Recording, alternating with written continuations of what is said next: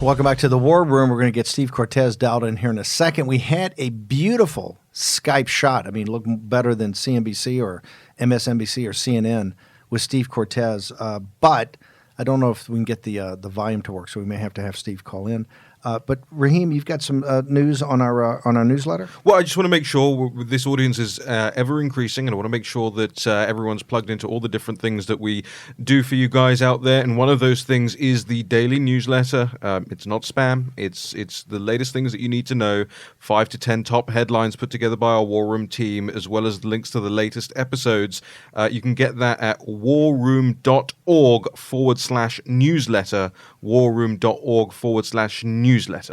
Want to make sure you guys get all the current information. Hashtag War Room Pandemic. Let us know what you think, observations, comments.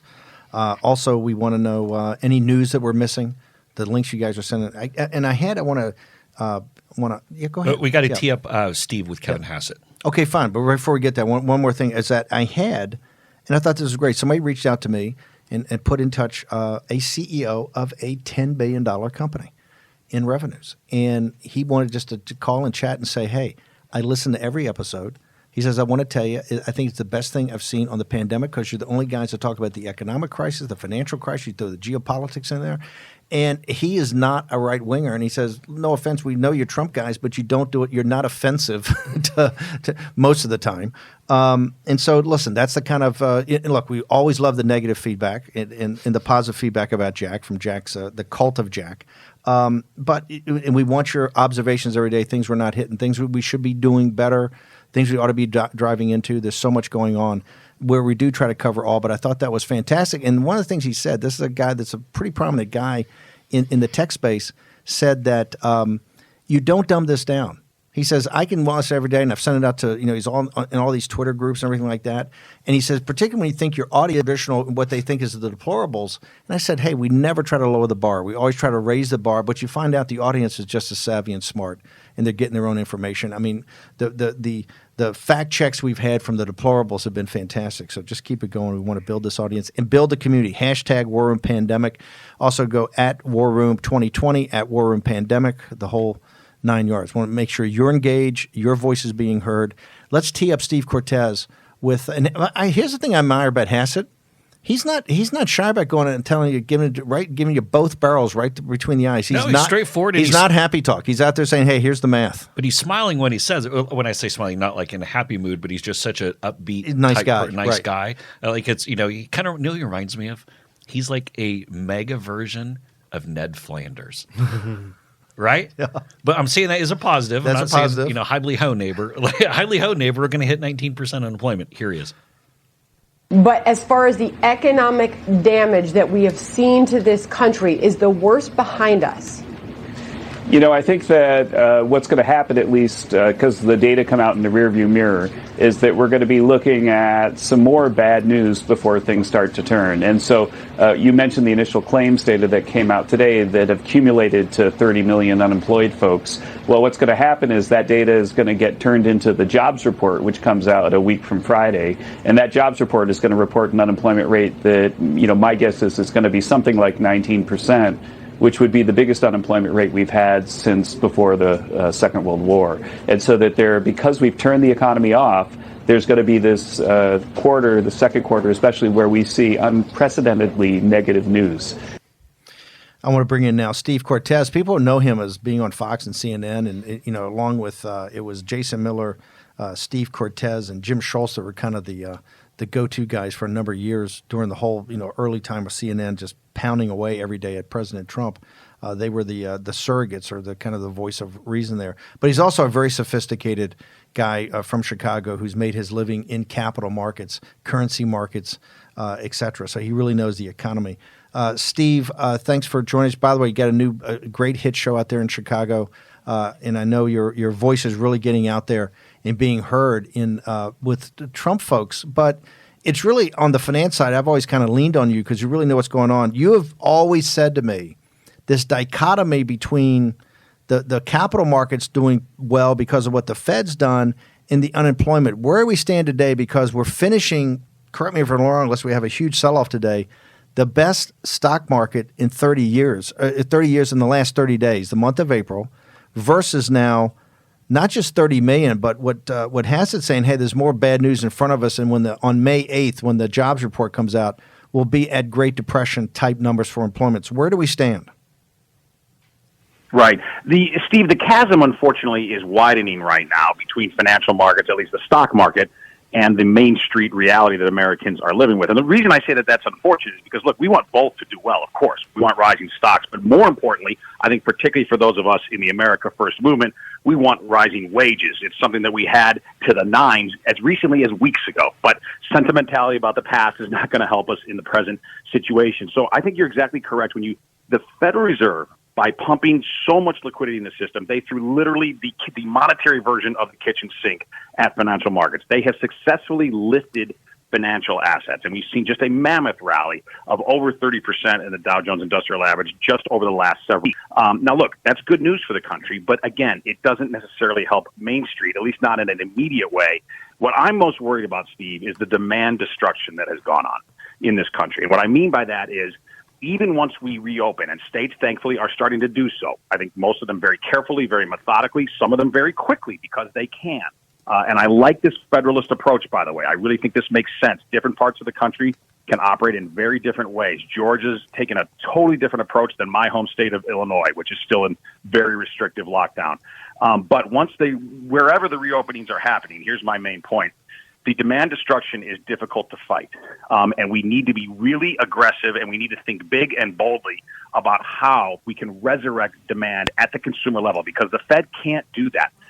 People are not right now skittish because they're worried about Fed liquidity. They're skittish because they've either lost their jobs or they're worried that they might lose their jobs, and that's what's causing consumers to retrench even once we reopen. So I think we need to think about and act boldly on policies that can resuscitate consumer demand. How would you, I know you've had some specific ideas about this that have not been implemented. How would you see that happening since we've thrown the kitchen sink at them with the balance sheet of the American people? How would you say that we start to deal with this demand destruction? Right. Well, listen, I think two policies and then one on messaging. As far as policies, and I've been advocating for this for a long time, I think the tax rates in this country, federal tax rates, need to go to zero. The president's talking about a payroll tax holiday. I think that's a good idea, but it's not big enough. It's not bold enough. Make no small plans right now. I really believe for all but perhaps the very highest earners, take the tax rate to zero. Let the workers keep their money. Instead of a bureaucratic top-down solution, instead of talking about infrastructure, which we know is going to be completely hijacked and perverted by Nancy Pelosi and her minions in the House, instead, let's flood the system with money. And I don't mean from again, not from a top-down central command Fed perspective. I mean from a consumer perspective. For all the people who are still working, let's give them an immediate raise. Let the people keep their money. That alone will build confidence. We can borrow right now. That's the good news of this crisis. Is interest rates are dang near zero.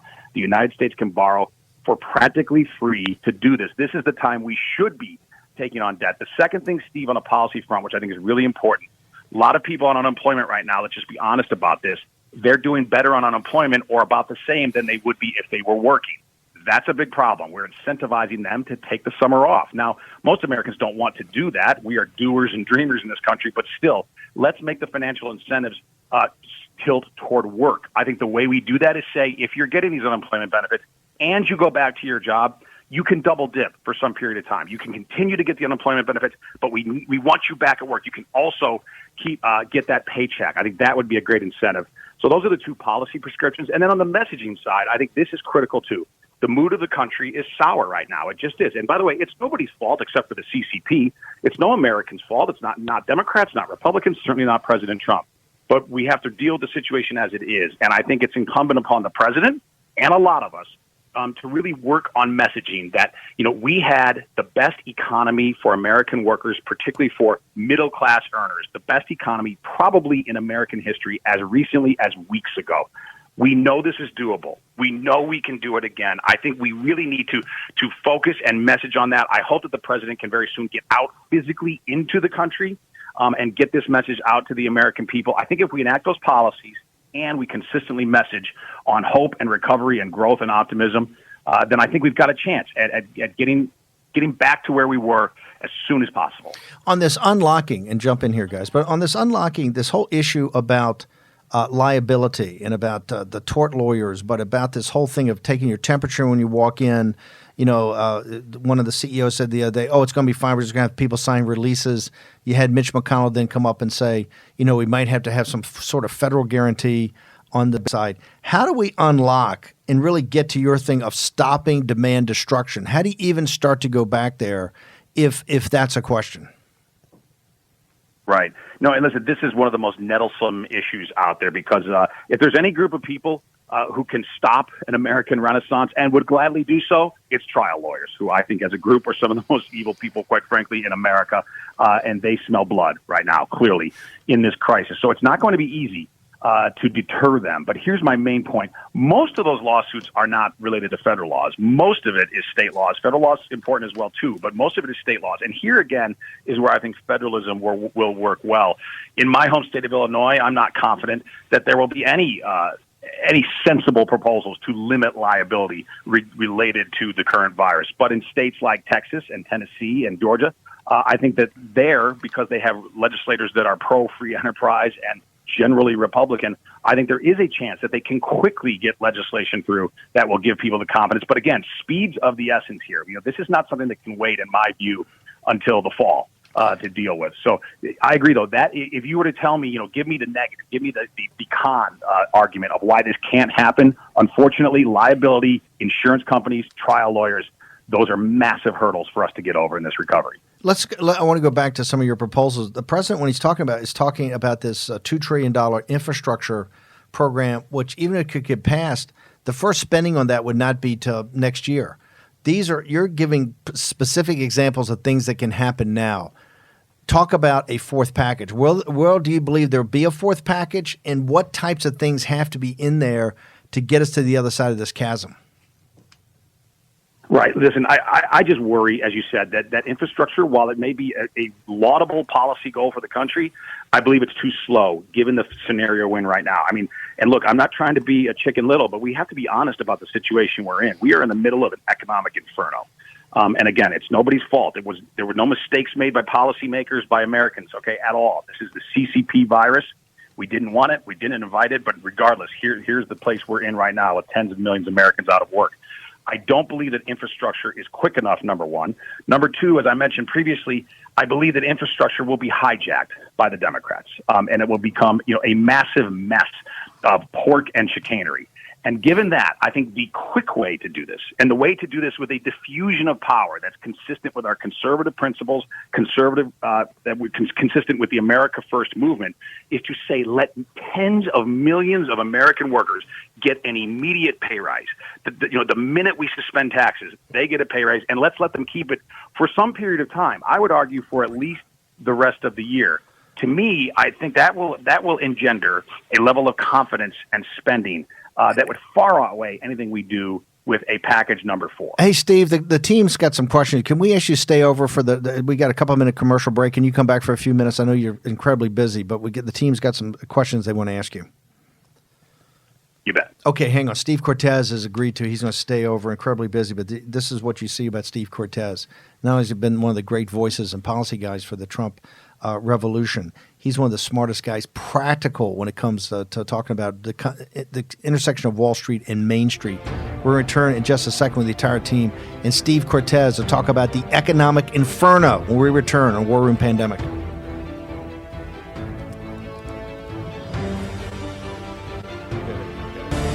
War Room Pandemic with Stephen K. Bannon. The epidemic is a demon, and we cannot let this demon hide. War Room Pandemic. Here's your host, Stephen K. Bannon.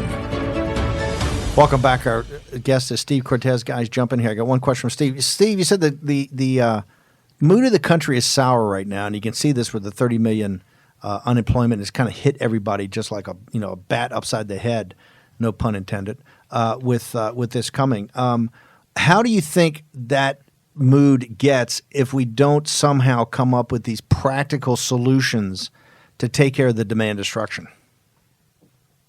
Right. Well, quite honestly, I think it only gets worse, unfortunately. I think we're already seeing that the country is largely, as far as the lockdown, the country's already largely reached its breaking point. And I don't think that's just my opinion. If you look at the evidence out there, for instance, any place the weather gets good, people are outside all over the place, even in deeply blue California.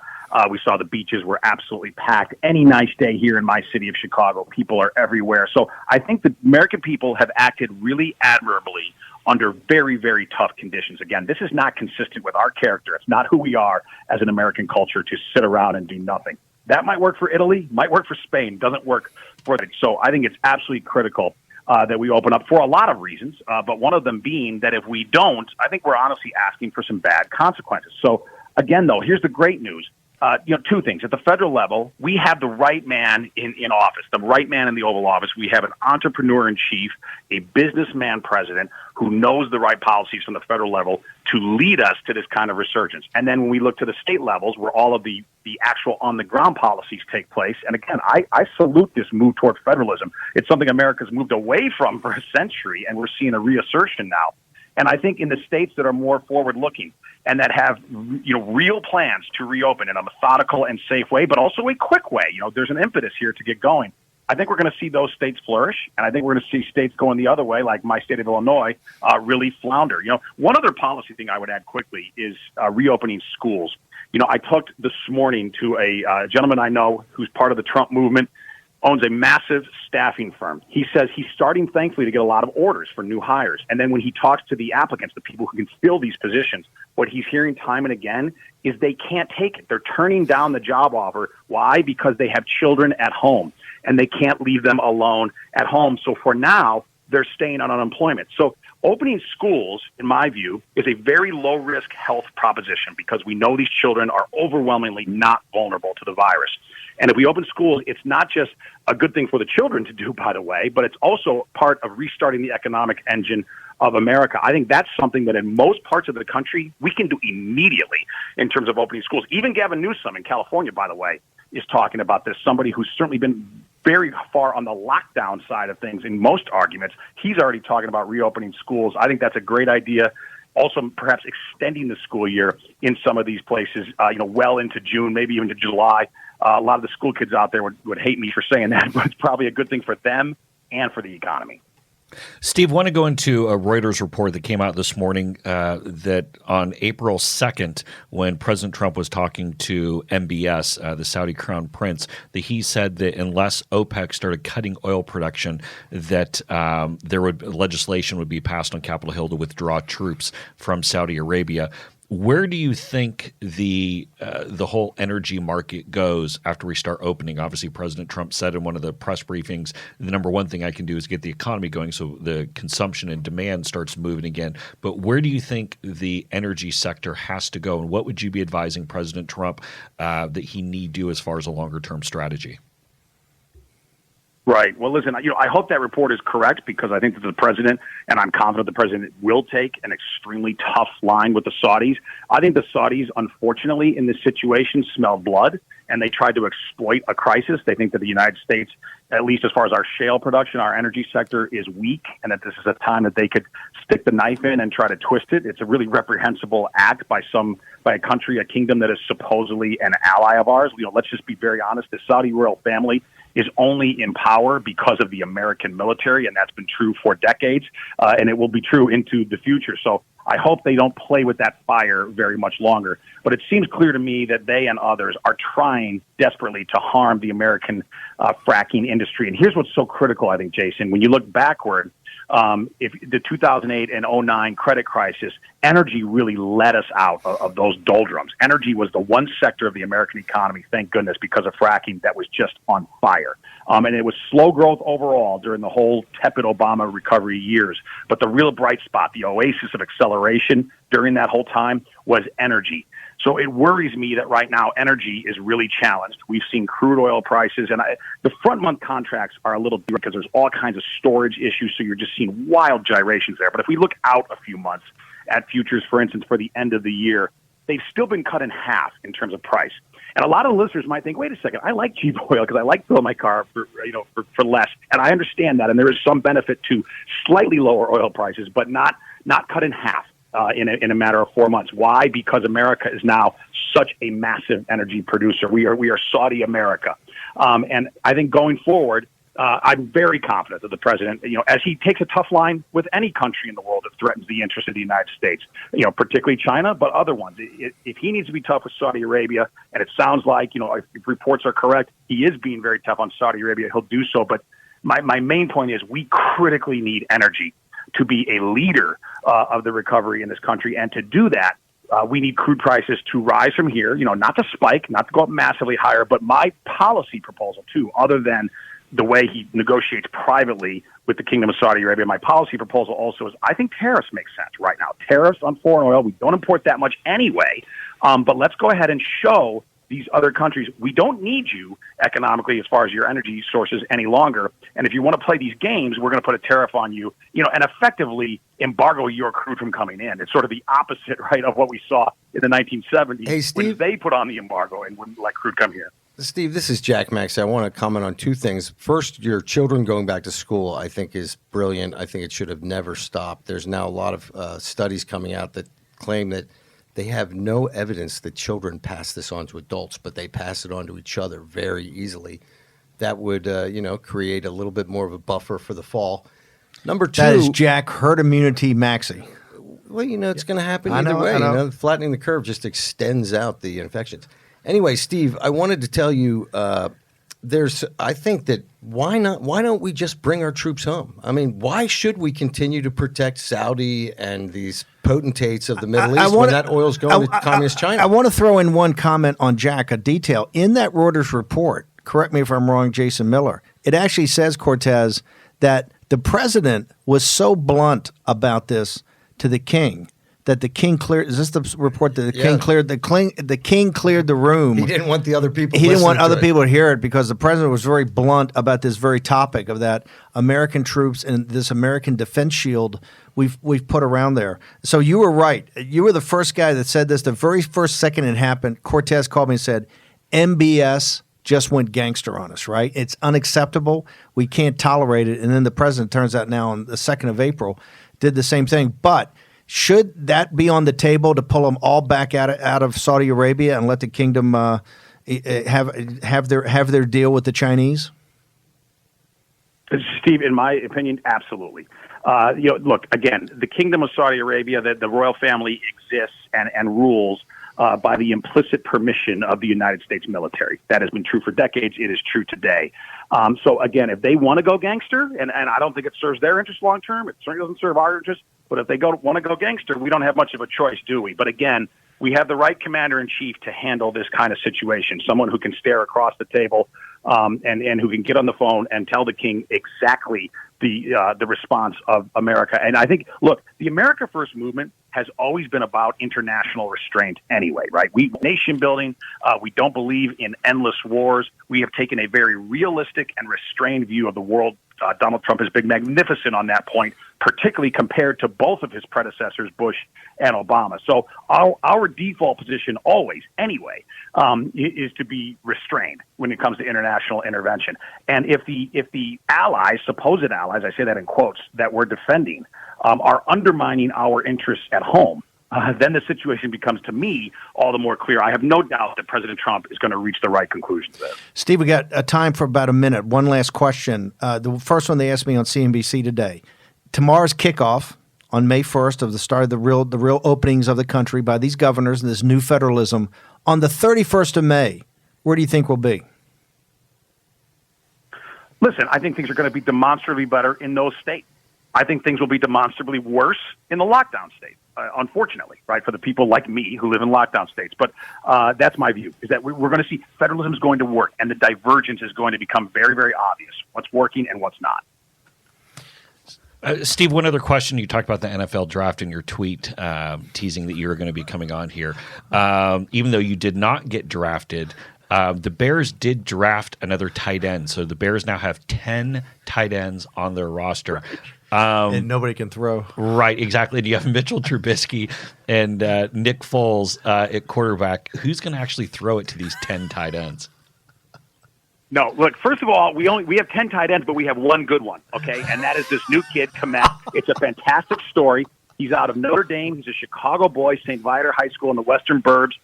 It's a fantastic story. I mean, you can't get more Chicago than that. You play Chicago Catholic League high school football, then you go to Notre Dame, then you go to the Bears. I mean, this is a Chicago football dream.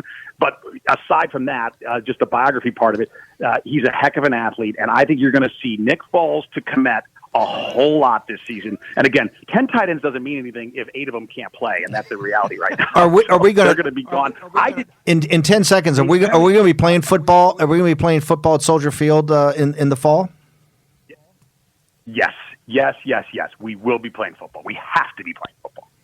Steve Cortes, thank you very much, Steve. One of the spokesmen for one of the Trump PACs and a spokesman for the Trump campaign, one of the original American firsters, and a guy that really understands economics and can connect Wall Street and Main Street.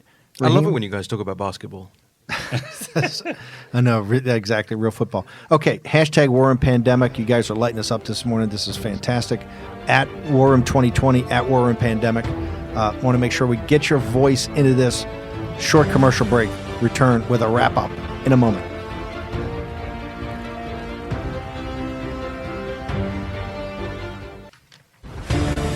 War Room Pandemic with Stephen K. Bannon. The epidemic is a demon, and we cannot let this demon hide.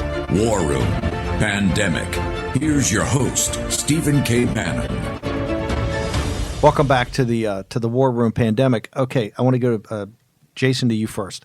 Hassett is clearly, he's given up his consulting business. He's come back, former head of CEA, but he's kind of the modeling guy over there. He's addressing on every show he goes to in a very matter-of-fact way, in his very nice personality.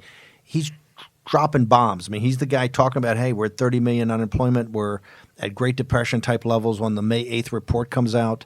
And then Cortes has been saying for a long time, this is going to be a massive problem. We have not come up with a solution to date of demand destruction and getting us to the over the other side to bridge this and to have an economy that can really come back, particularly a Trump economy that focused on the strivers, that focused on blue collar and lower white collar workers, and particularly minorities, Hispanics, African Americans, etc. And he has some very specific recommendations. Where do you think we stand in this?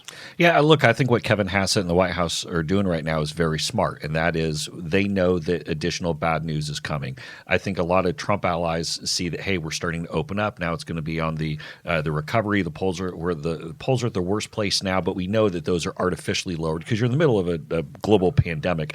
They're only going to go up from here. We're going to bounce back. We'll be back in the place. What Hassett is smartly doing is starting to condition the media that, hey, there are going to be some bad news cycles ahead. Now, the key, and so this is good. I like what Hassett is doing. And by the way, Hassett is the type of guy who goes, I like him because he's kind of a brother in arms he likes to go running into the burning buildings. He is the reason why he gives up a lucrative practice to come back and do this, because he realizes the challenges the country is going through, and he wants to be on the front lines of helping. So, this is a guy you want on your team all the time. So what Hassett is doing, though, now here is the whole key. This is the kind of separating the signal from the noise. It's not just the media tactician aspect about getting your bad news out by yourself and defining it on your terms. It's all about, Steve, what you went back to a month, 2 months ago on saying the economic task force, what does the long-term recovery look like? That's why I asked Steve Cortes the question about the energy recovery, because it's not going to be just a magically, hey, people are going back to work, so now oil consumption is going to be back where it was and everything's hunky-dory. There's going to be we saw, look, this was an act of war what the Saudis and the Russians did to us, just to be very clear here. Economic war, they didn't go and blow up, a tank. Straight out. What they took advantage of a crisis to come and try to destroy a major sector of 100%. And we cannot let people forget about this. I mean, this was a traitorous action, and look, there were a lot of people who kind of bit their tongue when we had the Jamal Khashoggi and all that stuff.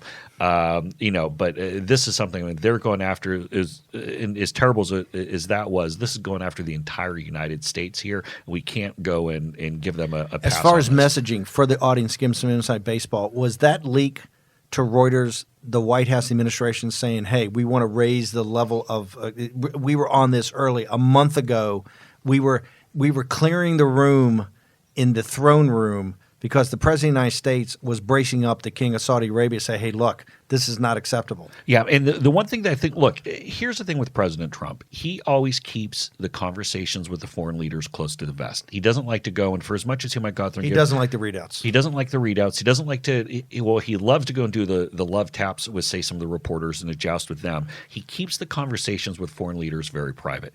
The fact that this basically was held for a month. Now, we had hoped it. I mean, we had called for it, and President Trump, you got to go and put these guys on blast and tell them. But going back to Hassett, what Hassett's doing here is important because it's level setting, letting people know that news is coming. But the broader economic recovery and the work that goes into it, especially now, I mean, look, at a certain point, we can only print money for so long until it's like, hey, wait a minute, or upside down. The opportunity cost. We're what are we at now? 125% of GDP, I think, for. Is and that remember, right? Remember, when you get across 100, you never come back, right? Right. And so we're like, is 125 or 130%? 125%. Yeah, 125% of GDP, where our national debt is. You can't just. The theory is you get to 100, you and never remember, come. that's last year's GDP. Yeah. Yes. Right. I mean, because. Very well said. Very well that's put. it, Jack. That's a great point. And look, we know what comes next. Inflation. Then obviously comes next as people come back to work. And wait a minute, hyperinflation. Yeah, stuff costs a lot more. Okay, well, this is the whole. This is taking you back to your Econ 101 class. But look, we're going to need a real deal economic recovery plan, and this goes into 2020. This goes into who best is prepared to lead the country forward on a recovery. Sleepy Joe Biden, who's asleep by 4:30, and for him, a trip out to the Golden Corral to get the new Jell-O is a big outwardly going someone who I'm sure is going to say that he was buddies with Tedros and Xi and everyone else on the planet, or do we want someone with the fortitude of a Donald Trump to go and lead us? But now is the time they got to start rolling that out. You see, here's something that I think is very key in understanding the whole Saudi Arabian relationship and also clearly the CCP. There are two great parallels. On one of our shows yesterday, we had the godfather of economic warfare, Roger Robinson tell us from that, the Reagan administration, that the Saudi Arabians and the CCP pay off half of this town of Washington, D.C. Well, no, half CCP pays off half, and the Saudis. Right. So they split it between the things. lobbyists, the law firms. So let's remember something for the American people, those of us who have served, those of us who love this country. For 40 years, with the Saudis, it's been 70 years. We have compromised our values as Americans to support a communist system and to support a vile, potentate system in Saudi Arabia that represses everybody. And why have we done it? For dirty lucre, people, for money. And these people need to be held accountable. I don't want my son to be sent over to the Middle East to defend one of these people's ability to make more money and go buy a house in Knightsbridge in London. I'm done with these people. You're an anti-communist. I just want to make sure we give the full credit. If it had not been for the Saudis in the 80s, the economic war plan of President Reagan would not have been as successful. Remember, it was the Saudis agreeing to pump against even their own benefit after the OPEC to break the back of the Russian oil and gas business, of which they did at the time. They drove the ability to Russia to generate cash to pay for the weapons program of President Reagan and Star Wars, which then they realized, hey, we'll never be able to match these guys with that. But it was the Saudis in the 80s that were a partner. Well, remember, the Saudis cooperated with us to keep the Russians suppressed. Here, they are not cooperating with us, and they are the single largest supplier of the Communist Party of China. I'm sorry, let the communist blue water navy this patrol the was a Gulf. play definitely to become the lead supplier of oil and gas to the Chinese empire. I want to go to the thing. And by the way, President Trump is going to have to say that when he's in Pennsylvania, when he's in Texas, when he's in all these states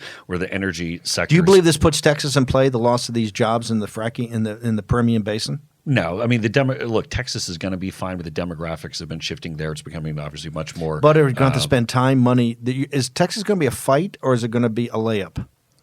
I think it'll be somewhere in between. I think you have to touch base a couple times. This is one of those states. This is like us going to New Mexico and saying we're going to put it in play. We're not really going to put it in play, but we want to force Sleepy Joe to actually go and have to campaign there. In a couple of minutes, when we get all your input, is that this concept of jobs, okay? In the first couple of years with this economy on fire, it was always about the low unemployment, jobs, et cetera. But there was a primary focus on the capital markets and the stock market, the stock market being an indicator of the health of the economy. Here you've had the balance sheet of the Federal Reserve. We don't even know what the consequences of us doing this, both from a governance point of view, from limited government point of view, from nationalism, from populism, from everything.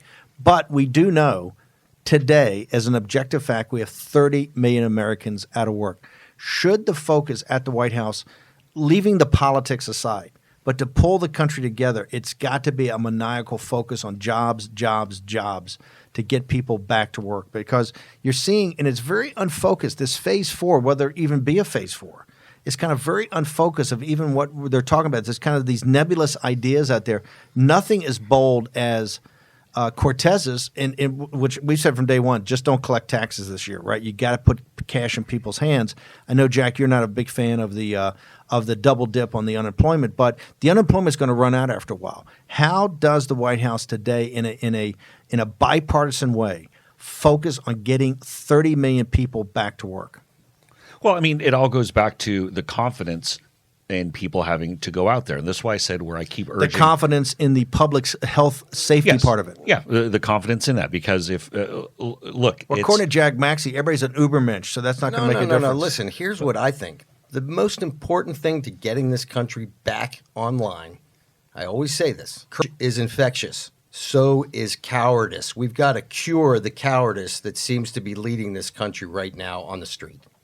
And how do you do that? And how do you do that? What's the R not rate? You do that with the president bully pulpit, and I think he has done a great job with this. What's he gets criticized. We talk about outcomes. What is your metric, or what is your outcome? What does courage look like? How does that manifest itself? Courage looks like, to me, pulling on your big boy pants, dusting off your chaps, and getting back on that horse. And I think America has to do that. I got the image. What does that look like? I mean, Practically. The American people in Chicago think tomorrow. About it. Steve said it very well. Cortes. The American people were not bred to hide in their basements. And the reality is, I just want to be clear on this, okay? This is a bad pandemic. It is not the worst. It's not even as bad as the 68 or the 58 pandemic, and we didn't do anything. Okay, here, let me put this in a different context. When we talk about the confidence to get there, everyone from the left and the right has said that the ramp up, the gating standards that the White House put in place, those have been widely praised. People said you get the 14 days of new cases and deaths in decline. And again, it might not be a perfect 14, but over 14 days, then you start moving into the phases. We see all these states that are starting to open up. None of them actually hit it. If I were the White House, I'd say, hey, guys, get to your 14 days, make sure you have it, and then do it. But again, they're opening so that water's already under the bridge. Here's a fight, though, that I think President Trump can pick. When you talk about states take a Virginia, take some of these other states where they might not have their reopening where they think until off until June or some point even way after May. I think the White House should be saying, look, if you've had 14 days of declines, you need to start moving into phase 1. Don't go with these arbitrary, we're going to keep this closed permanently. So that's how you go and get people back to work and start push these guys into phase 1, even if they're dragging their feet. That's an aspect where I think the White House can lead. Hey, guys, you've gotten through your gating procedures or 14 days of declines. Get into phase 1. You got to start opening this up. Look, Jack, I don't think anybody disagrees with you in terms of the idea of courage being infectious, all these great things you're saying, right? But practically speaking, we are blessed in the sense that, I walk across the street to come into this studio, I have a home office, all this stuff.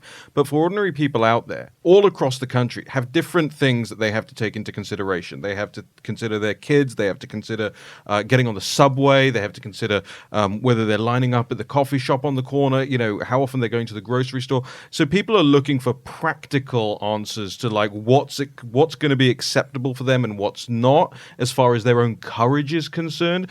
And we're not giving out any advice here, mostly because I don't want to own anybody doing anything silly. But he's already getting sued for defamation. Oh yeah, everything. I get 6 of them a day. But my question is, if I was to say to you, look, I live in Chicago and I take public transport to my job. At what point should I feel comfortable in doing that? At what point, let's say I've got all the courage in the world. Would you start me off today? Would you start me off next week? Well, let's look at the statistics. So let's be very clear about this. If you are grossly obese, if you have diabetes, if you have heart disease, if you're above a certain age, yeah, you should probably be scared. I think one of the things I said probably in day 10 of this show, when we first got the Lancet article looking at the morbidities of the first 1,000 victims in Wuhan, I said this is good news for the healthy, and it should give some caution to the the elderly and unhealthy. 45% of Americans who have hypertension, no big boy pants for them. No. I'm not saying that they have no big boy pants. We need to put on the big boy pants and protect them. We have failed in every regard to protect the people who are most vulnerable. We're going to come back in a minute. We're going to talk about General Flynn, but we're also, and I'm putting a challenge coin out to Jack for 68 and 78. Show me any day they had 2,500 dead day. We return on War of Pandemic. War Room Pandemic with Stephen K. Bannon.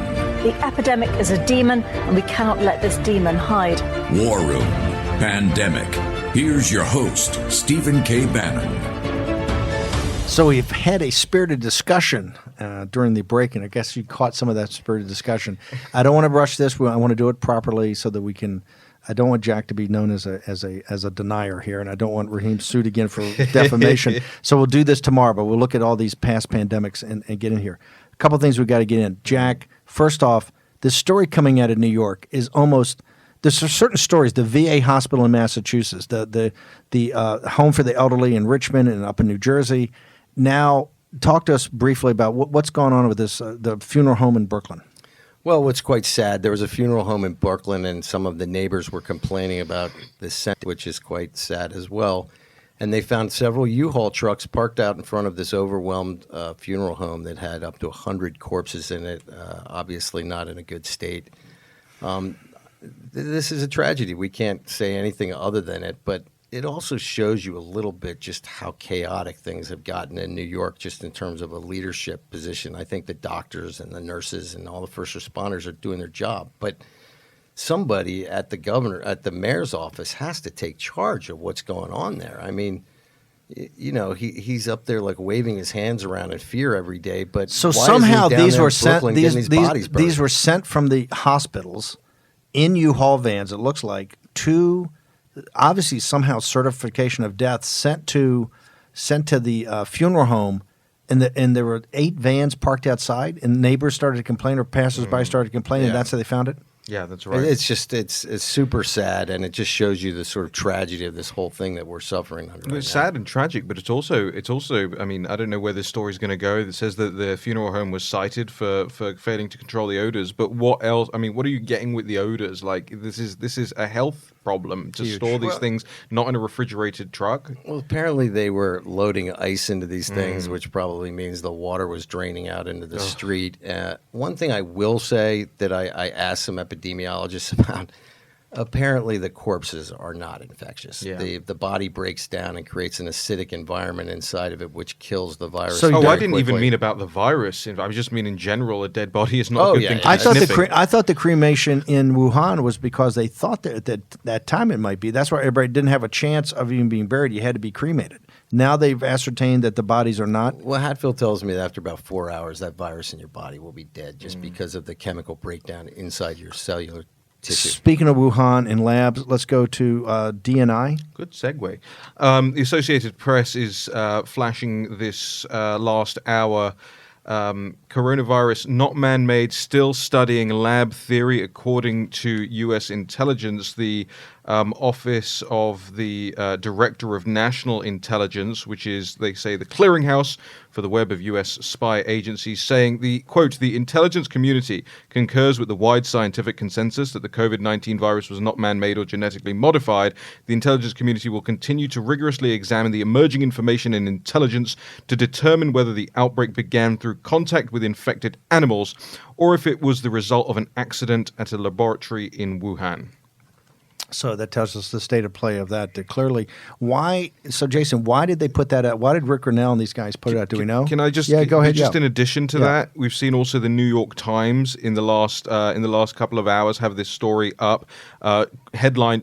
I hate these headlines lately. They're so confusing. Why can't they just say what they mean? Trump officials are said to press spies to link virus in Wuhan labs. The New York Times full byline story. Because they're taking the CCP's point of view. This is exactly right. This is like the weapons of mass destruction in Iraq. They're saying, oh, this is pressure coming from an administration trying to prove a point. Well, it's clearly coming right after President Trump just went and dropped the hammer in that Reuters interview. So that way the diplomats, those types can go and like, oh no, we made clear that we're not criticizing you about this. We're just saying we want investigations, that sort of thing. Yeah, that's right. I want to go now to General Flynn. Sidney Powell, his lawyer, was one of our surrogates, and when Jack ran the 2018 War Room, we focused on those House races. She was the person that we put up every night with Cortes and others. We had a whole crew. She's so good. Yeah, she's fantastic, and she took over as a lawyer to walk. Just an amazing story, and it shows you the grit and courage of people like General Flynn and his fabulous lawyer, Sidney Powell. They didn't give up. You had some good people inside the FBI and elsewhere who obviously did their jobs at the end of the day. But it looks like Flynn was completely framed. He's probably going to get a payout from the federal government. And let's hope that those in-your-grill people at the FBI and at the Department of Justice pay a big price because his rights were violated. Totally egregious. Complete institutional rot there at the FBI. I don't think it's rogue actors. I think it's completely institutional rot. And, question is, does General Flynn rejoin the administration at any point? God, I would hope he would. By the way, this is why I've said from day one you need a church commission, just like they had in the 70s because of all the stuff dealing with the assassinations and everything like that. They came up with this system where you've got to have a presidential finding, go to the House, the Super 8 or whatever they're called, not the gang, I think the Super 8, and walk this through. So the legislative branch, particularly the House, has a say in this. You need a church commission. I'm to his point.